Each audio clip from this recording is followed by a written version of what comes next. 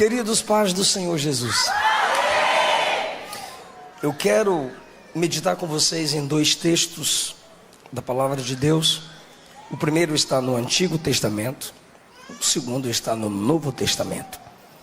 Juízes 16 e depois leremos Lucas 24, por favor. Juízes capítulo 16,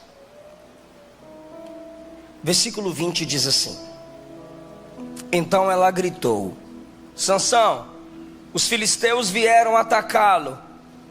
Ao acordar, ele pensou: farei como das outras vezes e me livrarei deles. Não sabia, porém, que o Senhor o havia deixado. Lucas 24, Evangelho segundo escreveu Lucas, capítulo 24, versículo 16. Os olhos deles, porém, estavam como que impedidos de reconhecê-lo. Eu quero expressar a minha gratidão por estar de volta a esta casa que eu aprendi a amar. Pastor Fabiano, pastora Sandra, meu muito obrigado. Louvo a Jesus pela vossa vida, vossa família e liderança. Pastor Felipe, pastora Natália, como vocês são instrumentos de Deus para esta geração. E tem muita coisa de Deus para vocês viverem e viverão. Minha gratidão a Deus pela vida do meu irmão Felipe Rodrigues. Eu ensinei ele a tocar violão. Foi ou não foi, velho? Foi, eu ensinei ele a tocar violão. Mostrar, né? Tá bom, no final. Só que as notas que eu sabia que meu pai me ensinava, 2, 3 notas. Alguns hinos da harpa e a Ilha Glória. E a partir dali Felipe começou a se desenvolver.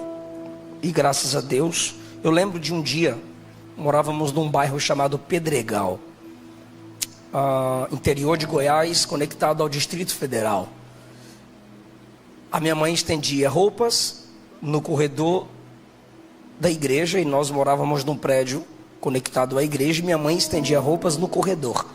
E Felipe dentro da igreja tentando aprender a tocar teclado, cantando Porque dele por ele, para ele são todas as coisas. E eu ri do Felipe errando as notas, coisa de irmão.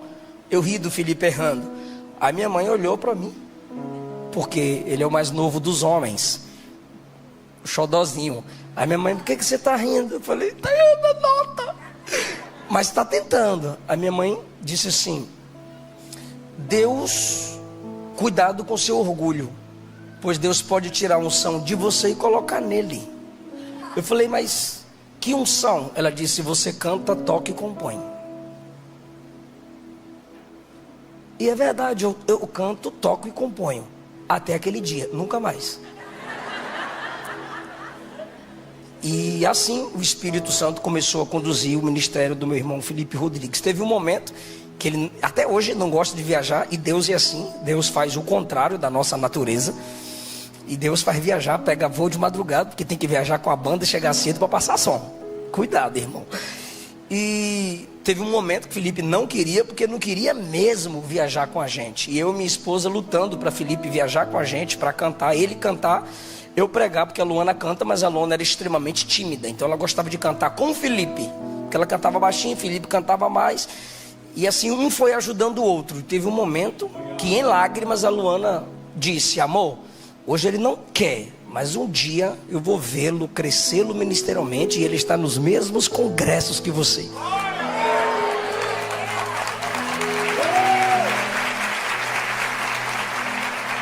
Eu também quero agradecer a Deus pela vida do João Antônio, que hoje está maior que eu. Quem ouviu o João Antônio pregar? Meu discípulo. Não é não, velho? Eu dava aula em Goiânia. O nome do meu curso hoje é CMM, Consolidando Meu Ministério. Mas eu dava uma aula presencial para pregadores, chamado Consolidando.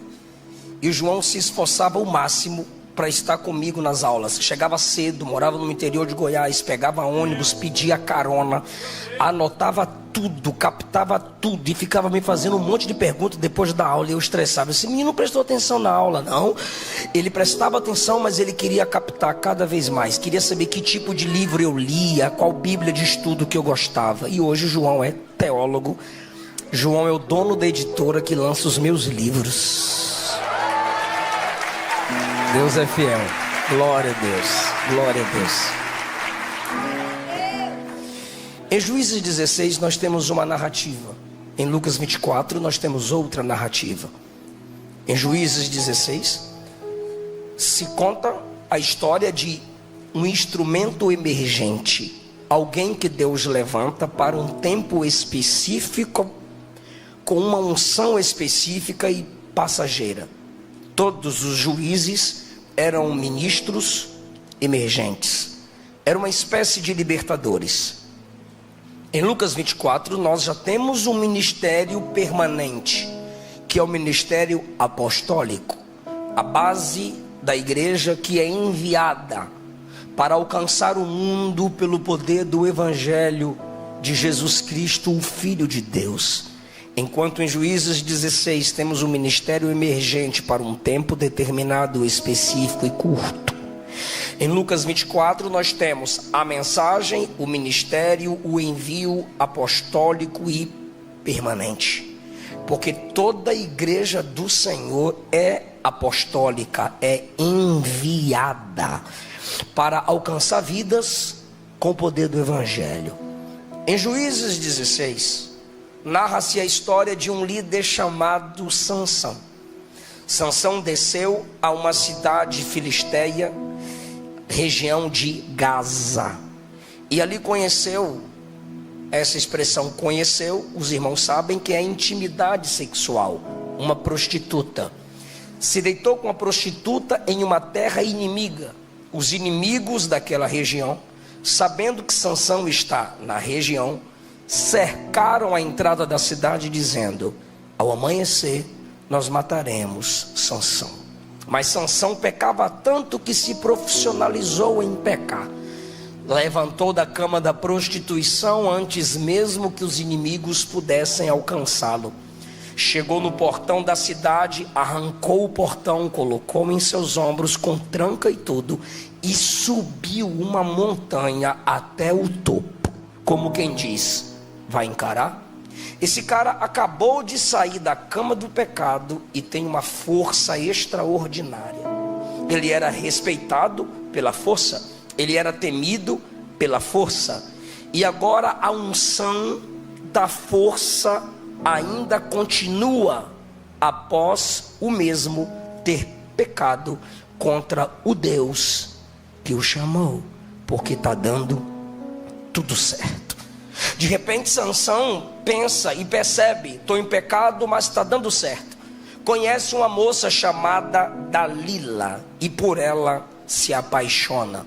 Quando se apaixona por ela, 16:4 é um diferencial.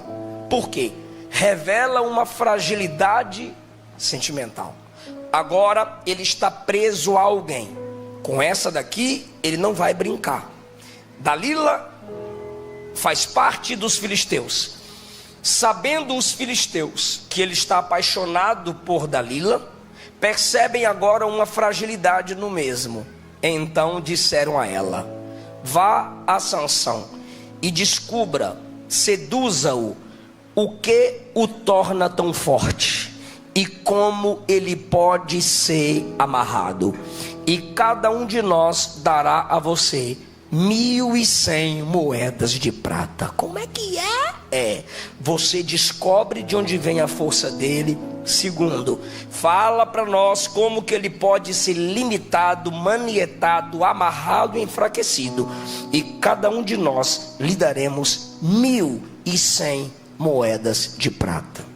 Em nenhum momento dessa narrativa vocês lerão que Dalila era apaixonada por Sansão. O texto diz que Sansão era apaixonado por Dalila. Dalila está por Sansão por status, com Sansão por status. Quem é Dalila sem Sansão? Ela tem a chance de destacar-se entre os filisteus. Eu sou a mulher que entregou para os filisteus o seu pior inimigo. Eu entreguei nas mãos dos filisteus o cara que os filisteus temiam. E outra coisa, eu ainda recebi por isso. E por causa do dinheiro, por amor à grana e ao status, Dalila continua se relacionando com Sansão. E em seus encontros é que se revela sua estratégia. Ela vai brincar com Sansão. E ela faz uma pergunta no versículo 6. Me conta, o que te torna tão forte? Como você pode ser amarrado sem conseguir se soltar? Sansão dá a ela status. Sansão garante a ela a grana. Ela dá a Sansão o prazer sexual. Aí agora ele vai responder também brincando. Um vai brincar com o outro. Ninguém está preparado para amar o outro sem antes amar a Deus. Como nenhum dos dois demonstram honra e amor por Deus, ambos brincarão um com o sentimento e com o coração do outro. Sansão responde: se eu for amarrado com 7 cordas de arco novas, ainda não secas, ficarei fraco como qualquer homem. Então os governantes filisteus levaram para Dalila 7 cordas de arcos, e ela amarrou Sansão. E havia nos quartos interiores da casa onde ele e ela estavam homens escondidos. Para quê? Para quando ela desse a senha, quando ela revelasse a todos que fraco ele estava. Sansão agora peca mais uma vez e dorme, fecha os olhos. Quando ele dorme, fecha os olhos, ela o amarra e grita: Sansão, os filisteus! O que ele faz? Acorda e quebra as 7 cordas que ela o havia amarrado. Ela se assusta e ele faz: tcharam! Gostou, Dadá? Sou fortão. Em mais um encontro, a pergunta dela é a mesma: você zombou de mim, né? Como que você pode ficar fraco? Me conta. Aí ele: tem que me amarrar com cordas novinhas, que nunca foram usadas. Aí eu ficaria como qualquer homem, mas tem que me amarrar firmemente, hein? Ela pegou cordas novas e o amarrou, e os homens estavam escondidos no interior da casa, e ele estava lá com ela. Aí Mimiu fechou os olhos, e ela gritou de novo: Sansão, os filisteus! Aí o que o texto diz? Ele desperta com medo dos filisteus, arrebenta as cordas. Tcharam, cadê eles? Cadê? Que é Sansão. Mas você não falou para mim que você ficava fraco? Eu estou te testando. Eu estou te testando. Eu grito que os filisteus chegaram. Não tem ninguém aqui. Mentira, a casa estava cheia. Não tem ninguém. Eu só estou testando se você me ama eu. Se você está comigo. Porque ela fala: você está me enganando. Você está zombando de mim. De novo, versículo 13. Você está mentindo para mim. Olha quem está falando. Eu assisti um podcast do Caneta Azul. Aí, enquanto ele dava entrevista, perguntaram por relacionamento. E ele disse: eu namorei e noivei, e eu levei ela para minha casa. Levei ela para minha casa, né? Aí ela tá lá em casa. Primeiro dia perguntando pelas minhas contas. Segundo dia perguntando pelos meus cartões. Terceiro dia perguntando pelas minhas finanças. No quarto dia eu mandei ela embora. Porque eu percebi que ela estava comigo por causa da grana, por causa do dinheiro. Aí na hora eu pensei: Sansão perdeu para o Caneta Azul.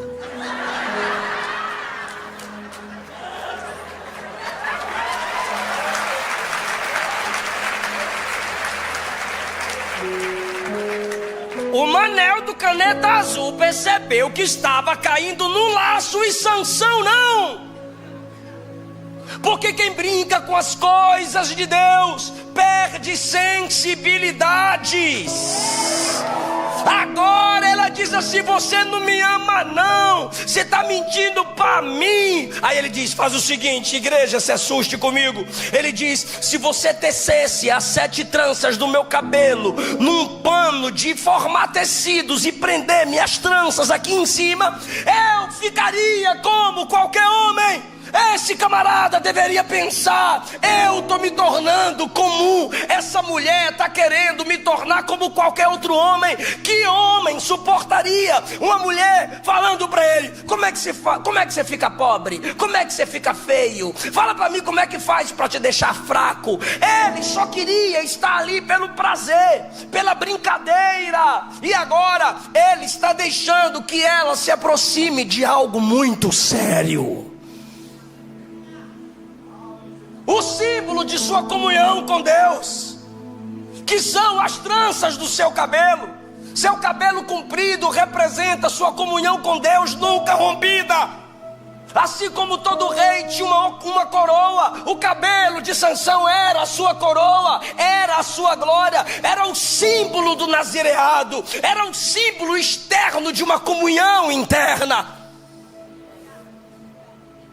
De tanto brincar, ele permite que ela toque em algo que ele nunca poderia permitir. O cerco vai se fechando, o ciclo vai ficando cada vez maior, pois ele não abre o coração para Deus. E quem não abre o coração para Deus, acabará abrindo o coração para quem nunca deveria.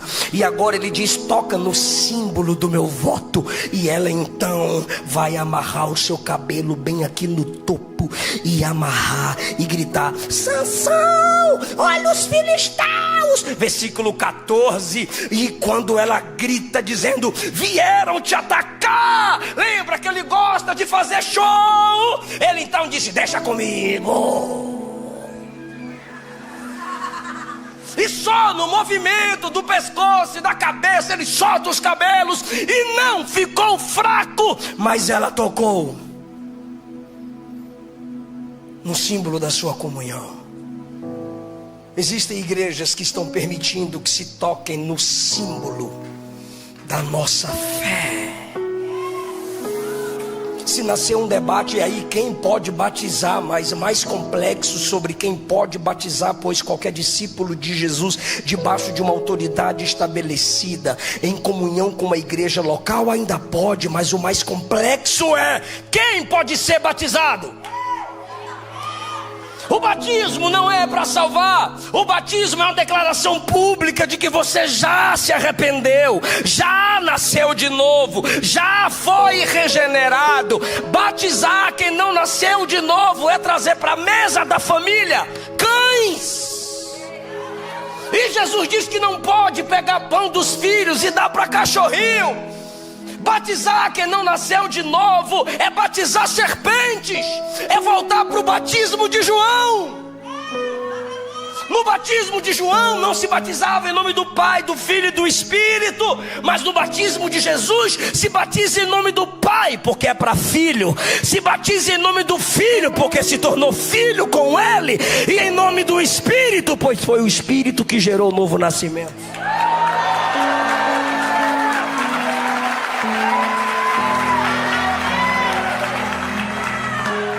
Você valoriza o seu batismo?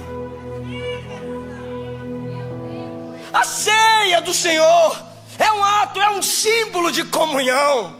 É para quem faz parte da família de Deus. É para quem reconhece que Ele morreu por seus pecados e ressuscitou para a sua justificação. É símbolo da nossa fé. Esse livro aberto enquanto eu prego, e esse livro está aberto, simbolicamente eu estou me submetendo à autoridade desse livro, que é inspirado, inerrante, infalível palavra de Deus. Mas eu já recebi convite para pregar em algumas igrejas, e os camaradas tiveram coragem de dizer: aqui não precisa pregar tanta Bíblia.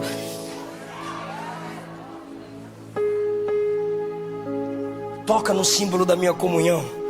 Ela toca e ele brinca de novo. Aí ele mexe a cabeleira, pastor. Iá! Aí ela diz: você mentiu para mim. Então ela o angustiou e ele disse: vou te contar um segredo. Meu cabelo nunca foi cortado, eu sou nazireu desde o nascimento. Se rapar a minha cabeça, eu perco as forças e fico fraco como qualquer outro homem. O texto diz, ela percebeu que ele falou a verdade. Chamou os homens e disse: venham. Ele me contou a verdade. Me paguem. E pagaram a ela porque ela estava com ele pela grana. Piriguete.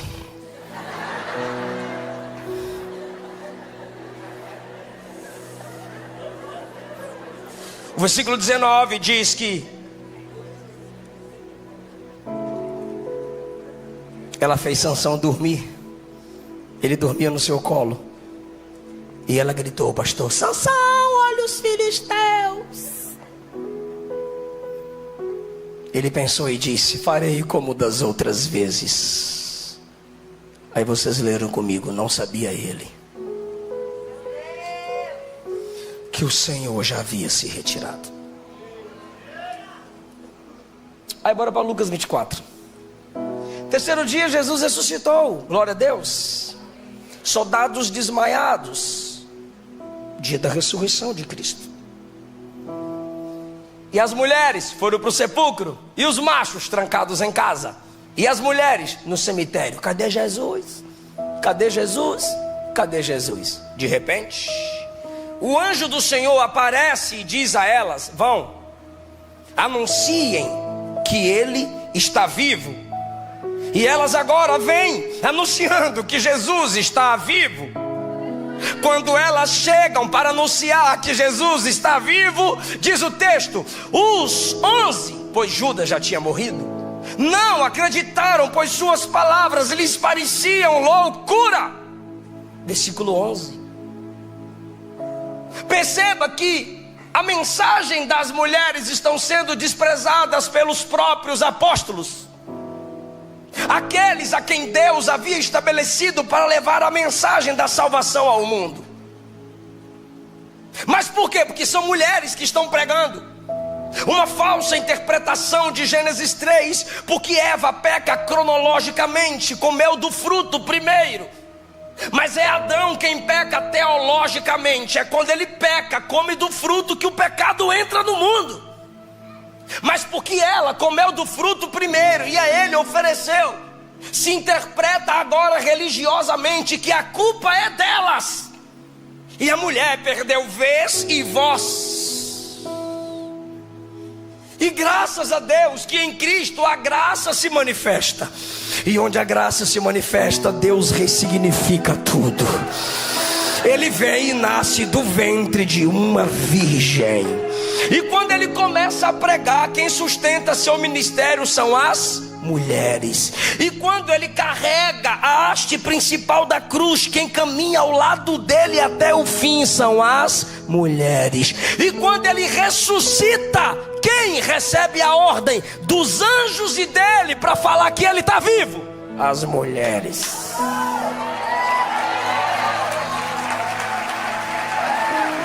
E para a glória de Deus, minha irmã, os soldados foram pagos para saírem mentindo, dizendo: ele está morto, o corpo dele foi roubado, ele não está vivo. Mas do outro lado tinha as mulheres dizendo: ele vive sim, ele ressuscitou sim. E a mensagem delas permanece até hoje. Deixa eu conquistar o público feminino, né, irmão? Olha isso agora, igreja. Dalila falou a verdade ou mentia enganando Sansão? Dalila estava sendo sincera ou enganadora? Enganadora. E as mulheres aqui de Lucas 24 estavam sendo verdadeiras ou mentirosas? Verdadeiras. Meu Deus. Dalila fala a verdade. Dalila fala a verdade? Não, Dalila mente. E essas mulheres mentem de Lucas 24? Não, falam a maior verdade. Jesus está vivo. Como somos nós? Ela mente e Sansão acredita. As mulheres falam a verdade. e os apóstolos não acreditam.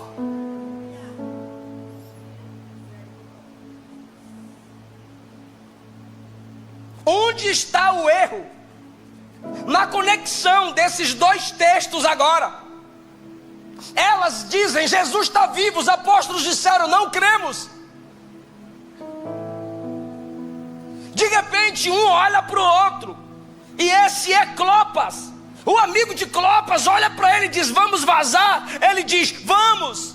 E ambos disseram, vamos então para a aldeia em Emaús.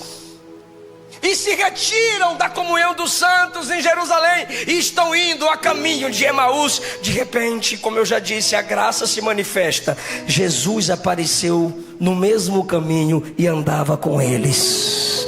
E enquanto Jesus anda com eles, eles estão falando. Viu lá as mulheres falando que Jesus está vivo, mas ninguém viu. Eu não acreditei. A outra disse, eu também não acreditei. O outro disse, né? Eu também não acreditei. Pois é, mulher pregando para nós, e os outros lá também não acreditaram. Não tem como. É o terceiro dia e ninguém viu esse homem. E Jesus, andando do lado deles, perguntou assim, filhos, sobre o que vocês estão conversando? Aí Clopas já dá uma tramontina em Jesus. Tu é o único em Jerusalém que não está sabendo do que aconteceu? Então eu vou te contar. Aí ele começa a falar de Jesus para Jesus, sem saber que o viajante era...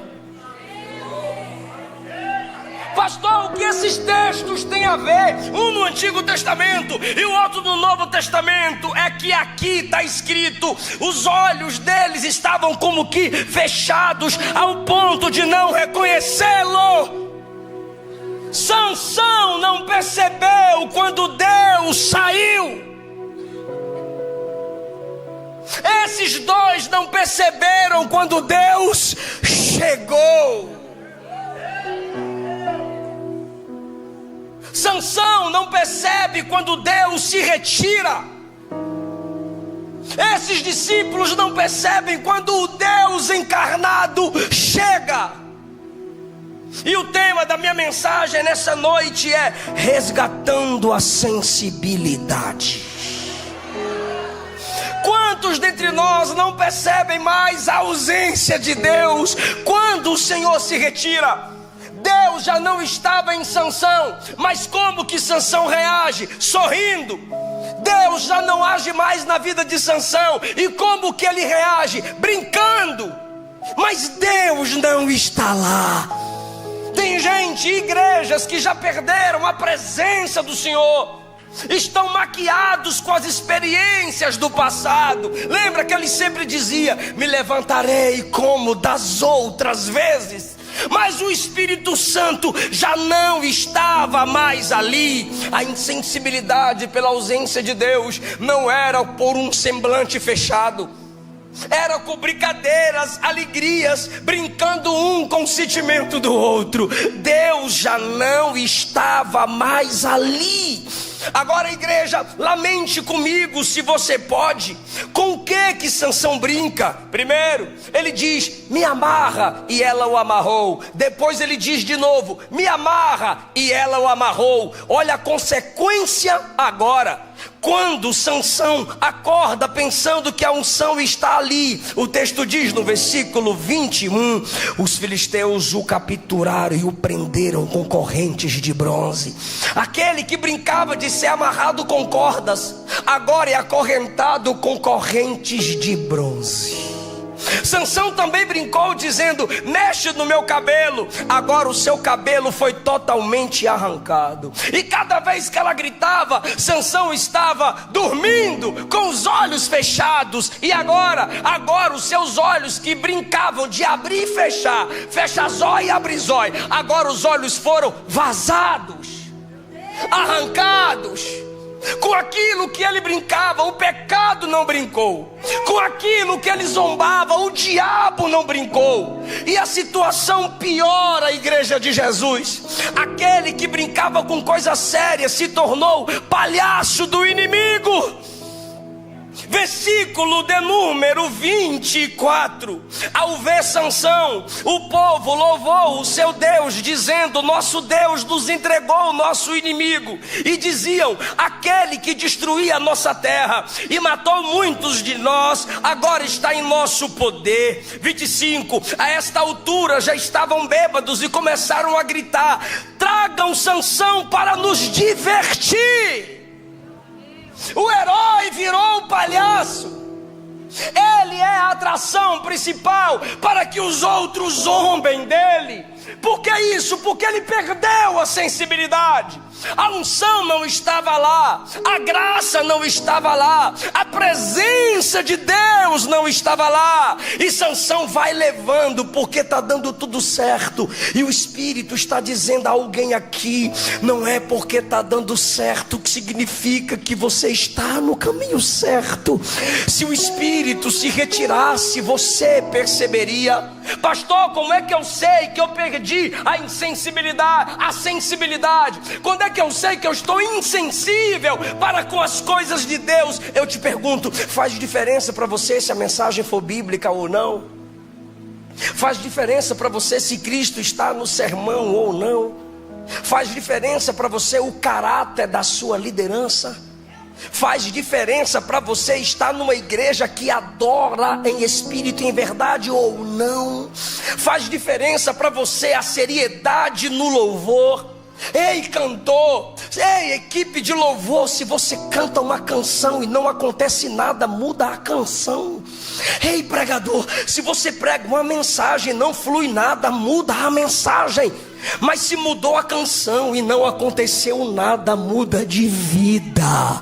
Se mudou a mensagem e não aconteceu nada, vai buscar de novo, resgate a sensibilidade. Você não pode adorar, ver que a igreja não adora. Você não pode pregar e perceber que a igreja nada sente e achar isso normal, porque essa palavra se garante. Quando ela é pregada, arde, porque ela é fogo. Quando ela é pregada, quebra corações, porque ela é martelo que esmiuça a pedra. Se para você é comum pecar e viver no pecado, se para você é comum entrar num culto como esse, nada sentir, nada ver, nada perceber, você está como Sansão. O Espírito se retirou, a unção já não está mais aí, e você não percebeu. Ele se retira, ele se entristece, ele se abate, e você não percebe. Isso se chama insensibilidade espiritual. E sabe o que é pior? Quando você, mãe, você que é pastor, você que é líder, chega para alguém e diz assim: olha, você não é a mesma pessoa, você não é o mesmo crente. Cadê a unção? Cadê sua sede por Deus? Cadê aquele desejo missionário que você tinha? O crente responde a mesma coisa de Malaquias 1:6: eu tenho te desprezado, Deus. Eu insensível, porque o que importa é se eu estar num culto como esse, a câmerazinha vem no meu rosto, eu levanto a mãozinha, fecho os olhinhos, oh glória.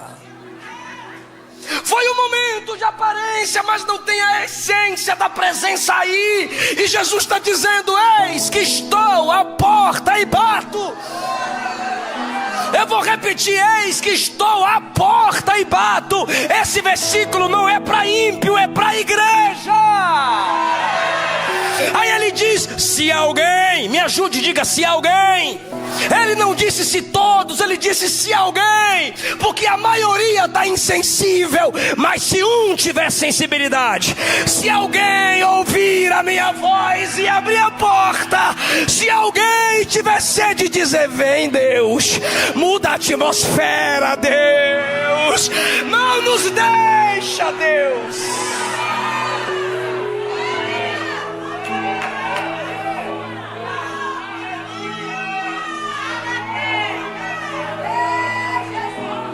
É normal mentir para você? Palavras imorais é normal para você? Burlar as leis é comum para você? Pregar sem ler Bíblia, sem orar, ministrar o louvor sem orar, sem buscá-lo, é normal para você? O Espírito já saiu. Por quê, pastor? Porque é normal. Tudo é normal para quem é normal, para quem já perdeu o sobrenatural. Ah, pastor, nada a ver. Não é assim, irmão. Quem já pisou no Santo dos Santos, quem já experimentou a intimidade do Santo dos Santos em outro lugar, não sabe viver. Pode até estar em pecado, mas está dizendo: aqui não é o meu lugar. Pode até estar caído, mas grita como Davi: não retira de mim o teu espírito, me arranca daqui. Levanta alguém para me ajudar. Eu quero Deus.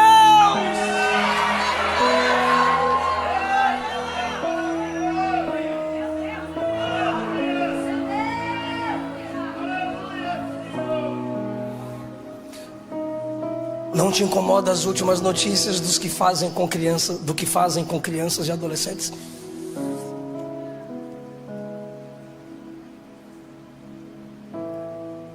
Não te incomoda saber que existem nações que ainda não conhecem o Evangelho? Não te incomoda saber que para cada um crente aqui agora tem 2 desviados lá fora? Insensibilidade. Quando Deus sai, você não tem vontade de orar, você não tem vontade de ler Bíblia, você não tem vontade de adorar. Deus saiu. É a presença dele que te atrai para ele. Se você não se sente atraído, ele já não está aí. E para você, comum. Isso é insensibilidade. Só que a gente vai para Lucas 24. Juízes 16 é Deus saindo, e Sansão não percebe. Mas quando você chega em Lucas 24, Jesus é Deus, sim ou não? Sim. Quando você chega em Lucas 24, não é Deus saindo, é Deus. E eles não perceberam. É aqui que é pior.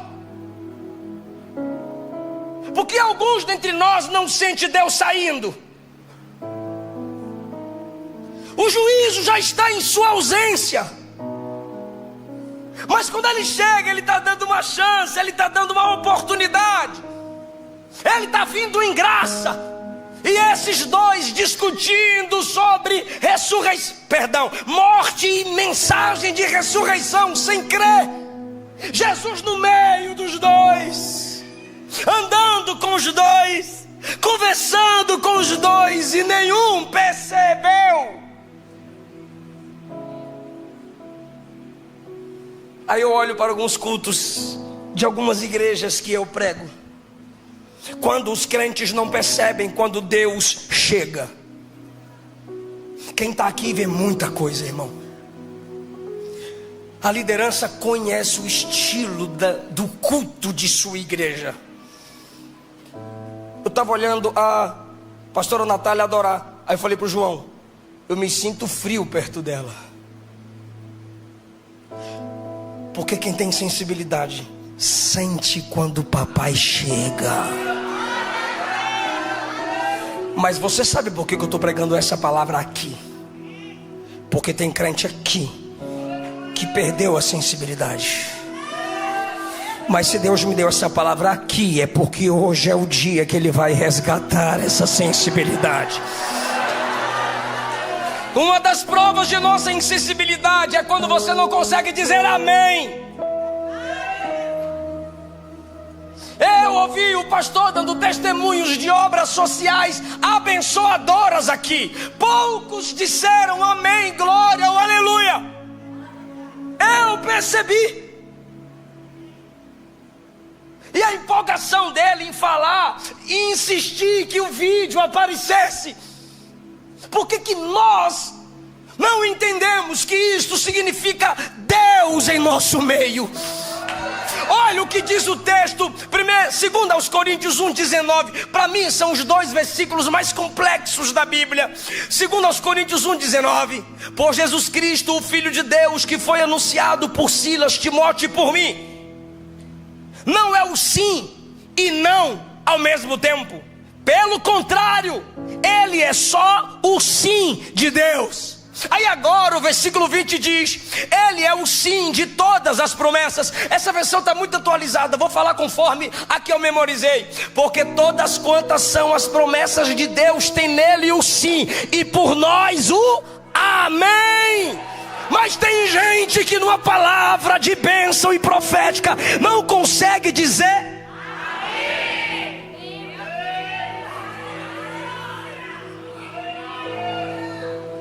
a palavra de bênção está sendo alcançada, ministrada. A palavra da profecia está sendo ministrada. A igreja em sua maioria está recebendo. Aí eu olho para você, e do jeito que tu chega, tu sai. Porque tu não consegue abrir a boca e falar assim, ó, amém. Quer um conselho? E eu respeito. Tem igreja reformada, calvinista, memorial, que diz no máximo amém no final do sermão. Mas protocolo não se muda, protocolo se adapta. Aqui diz aleluia, glória a Deus, louvado seja Ele. Aqui diz amém.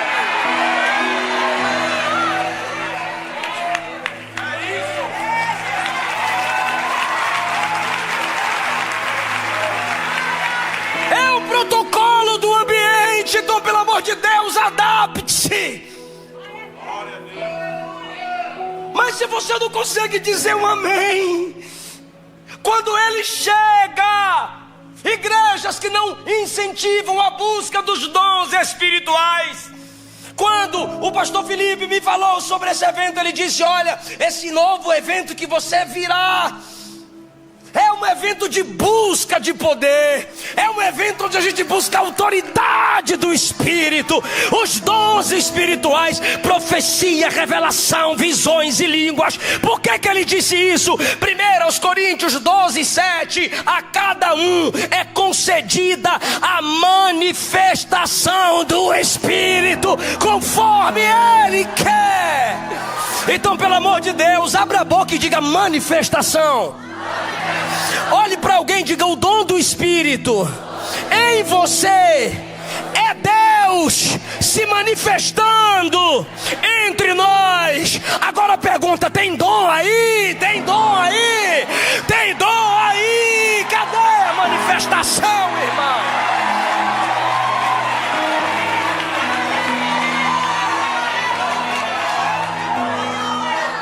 Aleluia! Se alguém me perguntar: pastor, Deus estava lá onde você pregou? Estava, porque tinha um dom do serviço. A banda serviu louvando, o cantor serviu adorando, tinha o dom de línguas, a pastora estava adorando em línguas, tinha o dom da palavra, o pregador ministrou. Ali tem o dom do governo, tem o dom da misericórdia nas obras sociais. Ele chega, mas os insensíveis diz: para que é isso? Ele chega e os insensíveis dizem: é para se mostrar? É para se esconder? Não, mas é porque eu sou por dentro. Ou por dentro a boca fala do que o coração está cheio. Eu estou cheio de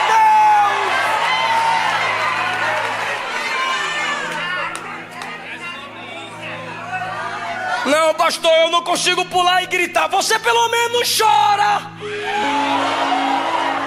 Você pelo menos faz assim, ó. Nem isso tu consegue. Hoje não é noite que Deus vai enfeitar defunto. Não, Ele não enfeita defunto. Ou Ele sepulta ou Ele ressuscita. Ele vai te ressuscitar, irmão.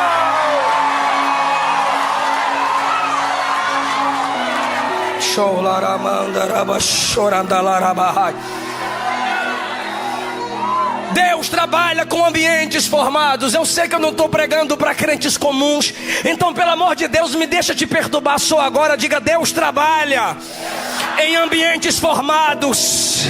Eu vou provar na Bíblia e vou terminar aqui. Deus trabalha em ambientes formados. Primeiro fez o jardim, ambiente. Depois colocou Adão. Primeiro mandou fazer o tabernáculo, ambiente. Depois colocou o sacerdote. Primeiro ele chegou e se assentou à beira do poço. assim, João 4, depois falou com a mulher. Primeiro Paulo e Silas oravam e cantaram ambiente, depois ele mandou terremoto. Para que serve o louvor na igreja? Preparar o ambiente. Deus habita no meio dos... Então quando você está na igreja, a igreja está cantando, pelo amor de Deus, canta. Pelo amor de Deus, canta. Olha para a letra e canta, porque se a igreja está cantando, é porque ele já chegou, já fez a presença dele em casa. Pastor, é que eu não sei a música, mas a letra está aqui. Eu vou gritar. A letra está aqui nesse telão. Olha o tamanho disso. E tu não canta, insensível.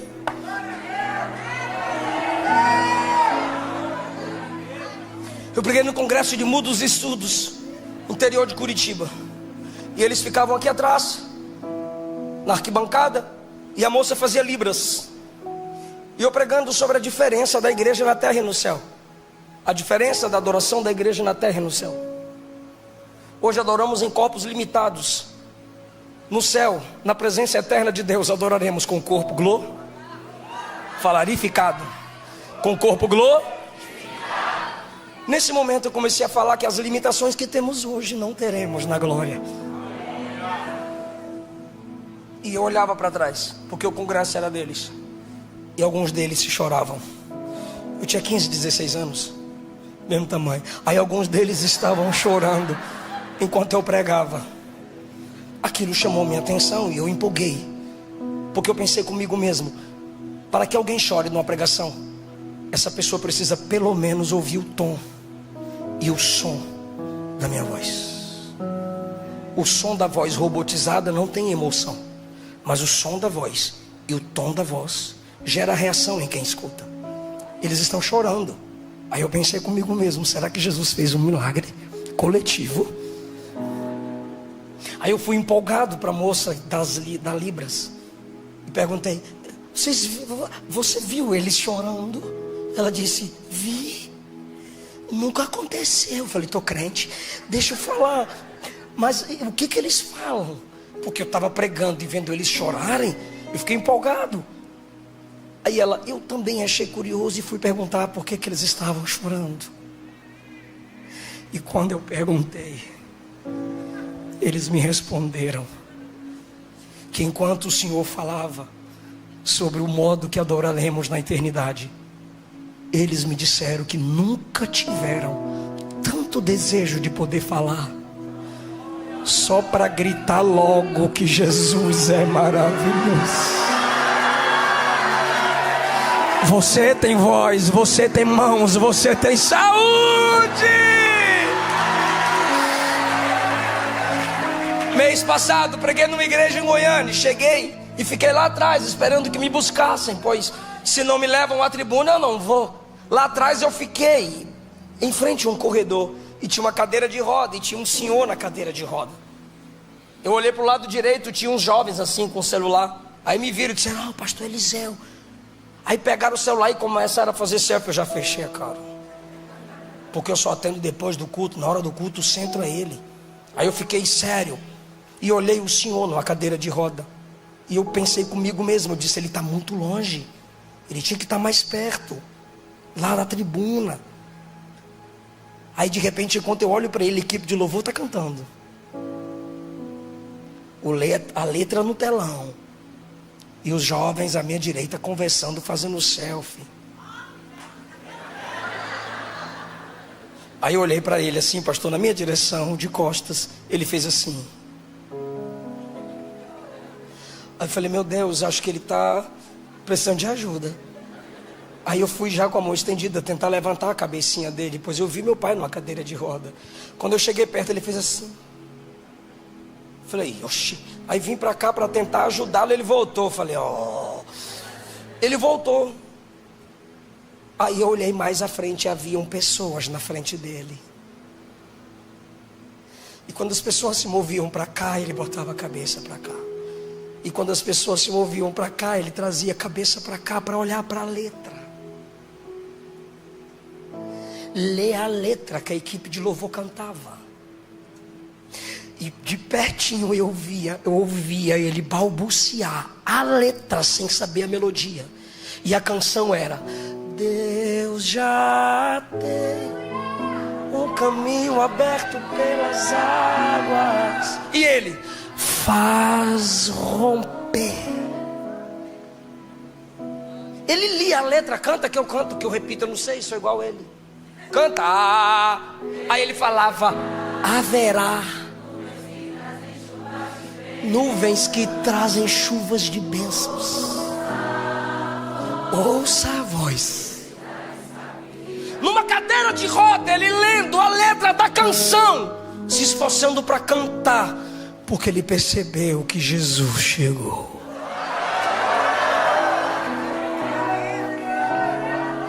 Enquanto tem gente que olha para uma mensagem dessa e diz: acaba, pelo amor de Deus, tem crente dizendo: fica, Jesus, mais um pouquinho, não me larga, não me deixa, Jesus.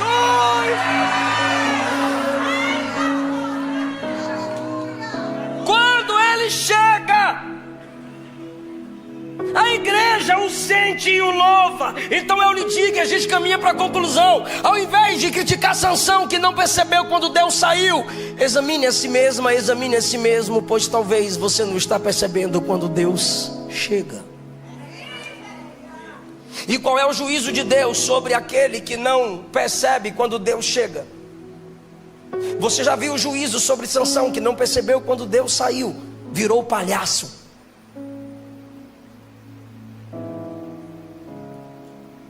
O ministério foi encurtado. Pastor, e o que acontece quando a gente não percebe quando Deus chega? Lucas 19:44, olha o que Jesus disse: você e seus filhos cairão, Jerusalém. Não vai ficar pedra sobre pedra, porque você não percebeu o tempo da sua visitação. Eu te visitei, eu estive entre vós, eu trouxe minha presença, e vocês não perceberam. Não podemos deixar passar.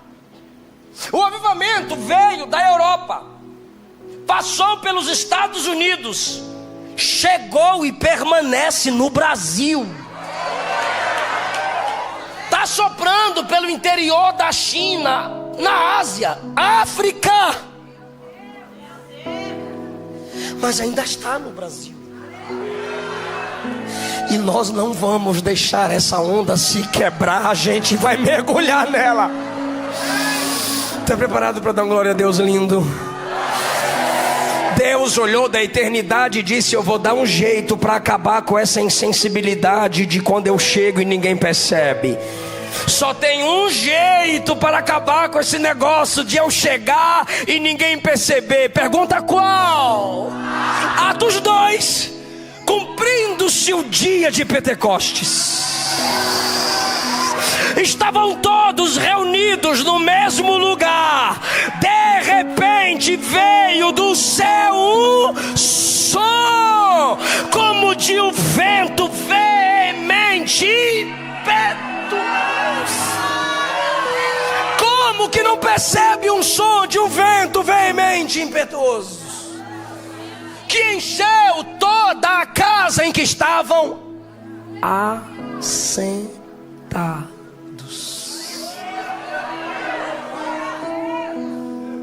Esperavam assentados, de repente o vento do Espírito sopra e começaram a falar línguas que nunca haviam estudado.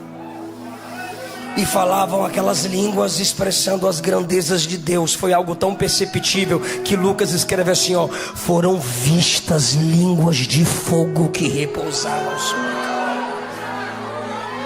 Não dá para esconder mais. E o texto diz: até os que estavam de fora perceberam.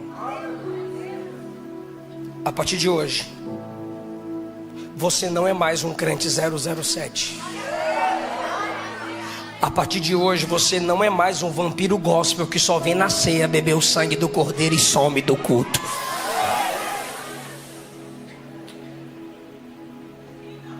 Chega dessa insensibilidade. A partir de hoje você não é um crente que senta e diz: canta cantor, prega pregador, que daqui a pouco para casa eu vou. Não.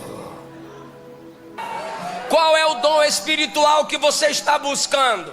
Eu vou ler e algo vai arder no seu coração. O volume do seu vazio determina o quanto você pode ser cheio. Qual é o volume do seu vazio? Enquanto eu leio agora o que te impacta. 1 Coríntios 12:4. Existem tipos diferentes de dons espirituais. O Espírito Santo é a fonte de todos eles.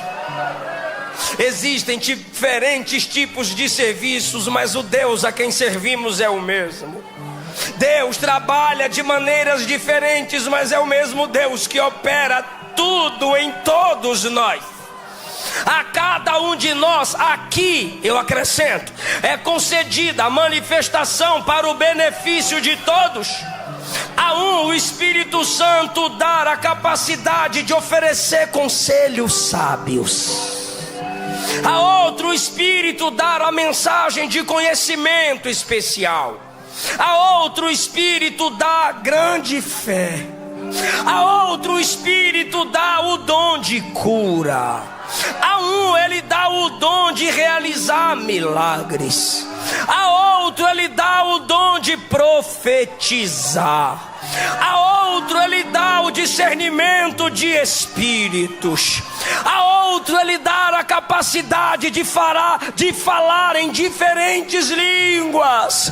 A outro, ele dá a capacidade de interpretar as línguas. Mas é o mesmo Espírito que concede diferentes dons a cada um. Abra a sua boca, pode glorificar. O básico ainda funciona. Em nome de Jesus, Ele queima essa carnalidade. Em nome de Jesus, Ele queima esse desânimo.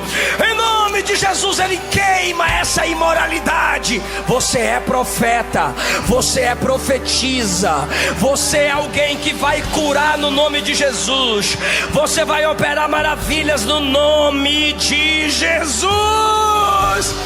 Você não é a sua queda, você não é o seu pecado. A glória da última casa será maior do que a primeira.